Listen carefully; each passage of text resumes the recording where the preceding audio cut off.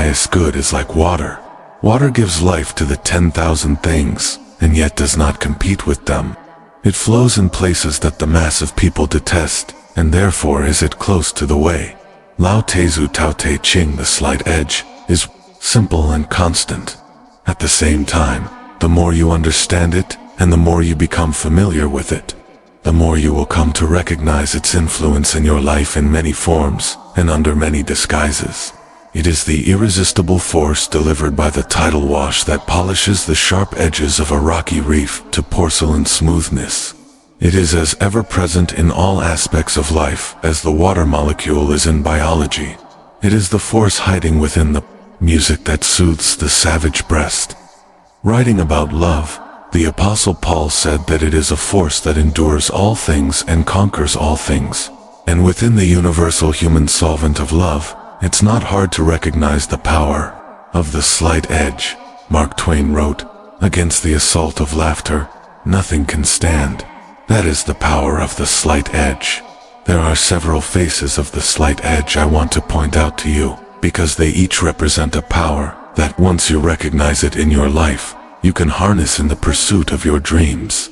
They are momentum, completion, habit, reflection, and celebration. Who won the race, the tortoise, or the hare? We all know the answer to that one. Yet we live in a world where most everyone has come to expect instant this and instant that. And if we don't get the results we're after fast and faster, we quit. Get rich quick. The fast lane. That fellow standing in front of the microwave muttering, hurry up, fast, faster. Fastest is a strategy that will eventually take you down the slight edge curve. MIT professor Peter Senge puts this beautifully in his best-selling business book, The Fifth Discipliner, Art and Practice of the Learning Organization. Virtually all natural systems, from ecosystems to animals to organizations, have intrinsically optimal rates of growth. The optimal rate is far less than the fastest possible growth. When growth becomes excessive, as it does in cancer, the system itself will seek to compensate by slowing down, perhaps putting the organization's survival at risk in the process. Peter Senge, The Fifth Discipline. Have you ever witnessed something or someone that grew too fast? A business that expanded too rapidly and then self-destructed. A rock star, movie star, or sports star who became a shooting star and went boa burned out on arrival. Faster can end up being slower, too. Fast often puts the system's, or the person's, survival at risk. Dr. Senge talks about intrinsically optimal rates of growth. Your optimal rate of growth is always served best by a step-by-step approach of constant, never-ending improvement, which lays solid foundations and builds upon them over and over. The slight edge is your optimal rate of growth. Simple disciplines, compounded over time. That's how the tortoise won. That's how you get to be a winner, too. Having said that, let me ask this. What is the real point of the story of the tortoise and the hare? All together now. Slow and steady wins the race, right? But notice something here. The point is not that there's any special virtue to moving slowly. There's nothing inherently good about slowness.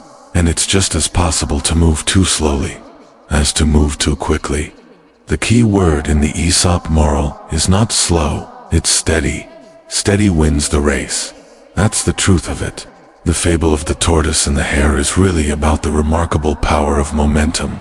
A body at rest tends to stay at rest, and a body in motion tends to remain in motion. That's why your activity is so important. Once you're in motion, it's easy to keep on keeping on. Once you stop, it's hard to change from stop to go. Be not afraid of going slowly. Be afraid only of standing still. Chinese proverb: I coach people how to build large businesses by doing very simple, easy-to-do actions every day. I've found that it's far more effective to take one business building action every day for a week than to take 7 or 10 or even 24 all at once and then take the rest of the week off. People who do the first, week in and week out, build a solid business. People who do the second, don't heaven if they are actually doing a greater number of those business-building actions. Why not? No momentum. After 6 days off, they have to start all over again, getting themselves geared up and inspired to get back into action. It can take a good amount of energy and initiative to get yourself started in a new activity, but it takes far less to keep yourself doing it once you've started. There's another reason once a day is better than 7 times. Once a week, the daily rhythm of the thing starts to change you. It becomes part of your routine, and as it does, it becomes part of who you are. That doesn't happen with a once-in-a-while all-out effort. Imagine taking a 20-minute brisk walk in the morning, and then in the late afternoon, working out on a home gym for another 20 minutes. Now imagine that for a week. You did that every day. How would you feel at the end of the week? Now instead, what if on that first day you had taken a 140-minute walk, that's over 2 hours, and that afternoon, spent another 140 minutes on the home gym and then done nothing for the next 6 days? Steady wins the race. When you're in motion, it's also far easier to make positive changes in your direction. It's like steering a car. When the car's sitting still, moving the wheel is hard work. But when it's moving, even at only 10 or 20 miles per hour, turning is a breeze. It's a breeze because you're already in the flow. The slight edge is a flow, and it moves at its own pace, automatically homing in on optimal growth rates. Part of understanding the slight edge is learning to go with the flow. You can be as impatient as you like, but it won't bother the slight edge. It's always moving at its own optimal speed, with or without your consent, whether you are aware of it moving or not. Don Millman, in the book Way of the Peaceful Warrior, which is my favorite book, said it best when he said, "Let it go and let it flow." To make the most of the slight edge flow, you'll want to match the speed of your growth and development to the natural progression of the slight edge. That's accomplished naturally by having a slight edge strategy. It's easy to stay active. It's also easy not to. And if you stop, it won't kill you today, but that simple error in judgment, compounded over time, will absolutely destroy the getting of any goal you're after. Mary Kay Ash put this simply: give yourself something to work toward constantly. Another way you gather momentum and harness it to your advantage is by practicing an activity called completion. Are there any things that are incomplete in your life?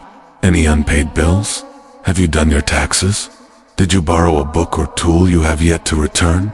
Is there someone who needs to hear you say, "I love you," or "I'm sorry," or "Thank you, I appreciate you"? Do you have any unfinished projects? Any unkept promises, taking a weekend away with your spouse, or taking your kids somewhere special?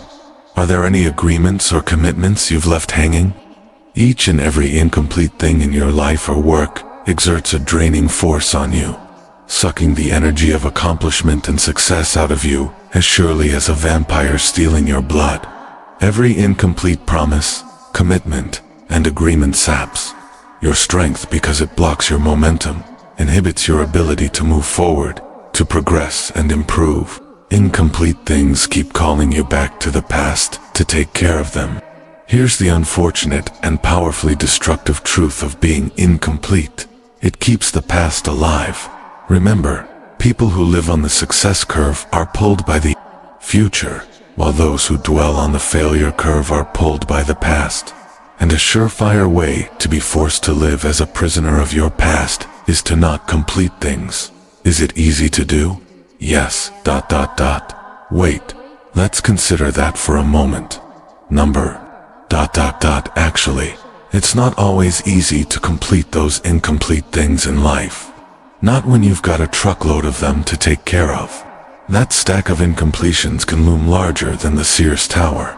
They can be absolutely overwhelming, especially when you realize that whatever might have been keeping you from completing them in the first place, fear of confronting the issue, feeling intimidated or overwhelmed by it, worrying it might be difficult or uncomfortable, well, that's been compounded by the slight edge, too. That's the slight edge working against you. That's how the pile got so big to begin with. And the truth is, even those incompletions that seem difficult to do would have been a lot easier to do when they first came up than they might be now. Approaching that stack of undones with the slight edge in hand is not only the best way to deal with them, it's the only way you'll ever deal with them. Take on those incompletions in your life just as you took on learning to walk. Baby steps, one at a time, letting the slight edge work for you to help you complete whatever needs completing. Take on any one of your incomplete projects, one at a time. And if even that one project seems like too huge a mountain to climb, rummage around its foothills until you find an initial step you can take. The biggest meal is still eaten one bite at a time. Think of the title of Art Williams' bestseller. All you can do is all you can do, but all you can do is enough. So find something you can do, and do that. Make a phone call, write a letter, give 15 minutes to completing something every day. Thank you so much for watching.